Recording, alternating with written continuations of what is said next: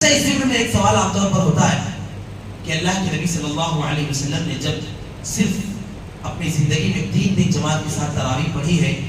تو اب پھر جماعت کے ساتھ اس سلسلے کو جاری رکھنا کیا کہیں یہ بدعت تو نہیں ہو جائے گا؟ سوال کرتے ہیں بھائی لوگ کہ جب آپ صلی اللہ علیہ وسلم نے صرف 3 دن پڑھی ہے تو اب مستقل اس حکم کو جاری رکھنا کہیں بدعت تو نہیں ہو جائے گا؟ آپ نے بند کر دیا تھا اس کو، آپ نے تو نہیں پڑھا تھا بعد میں، تو پھر جماعت کے ساتھ پڑھنے کو دیکھیں میرے بھائیو، آپ صلی اللہ علیہ وسلم سے جب صحابہ نے کہا کہ اے اللہ کے رسول ہم تو انتظار کرتے رہے آپ کا اور آپ نہیں آئے، آپ نے کہا کہ میں اس لیے نہیں آیا کہ کہیں ہمارا یہ عمل اللہ تعالیٰ کو اس قدر پسند نہ آ جائے کہ اللہ تعالیٰ ہمارے اوپر یہ حکم فرض کر دے، اس اندیشے سے میں چوتھے دن تمہارے پاس دوبارہ نہیں آیا۔ پھر آپ صلی اللہ علیہ وسلم نے فضیلت بتائی کہ جس نے امام کے ساتھ قیام کیا، تراویح پڑھی، اس نے گویا پوری رات کا قیام کیا۔ دونوں حدیثوں کو جوڑ کر دیکھیے، اب آپ صلی اللہ علیہ وسلم اس کائنات میں باحیات نہیں ہے، لہذا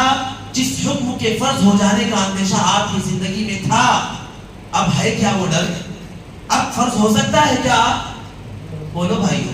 بات سمجھ میں نہیں آ رہی؟ سمجھ میں نہ آئے تو بولیے، میں دوسرے طریقے سے سمجھاؤں۔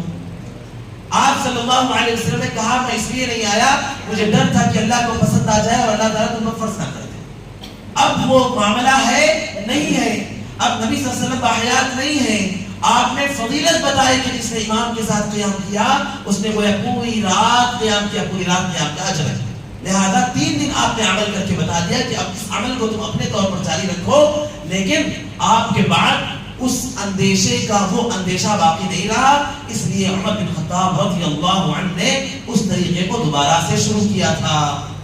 واضح؟ اب یہ اشکال نہیں ہوگا نا ذہنوں میں، کوئی آپ کو دبانے کی اور آپ کو زیر کرنے کی کوشش کرے گا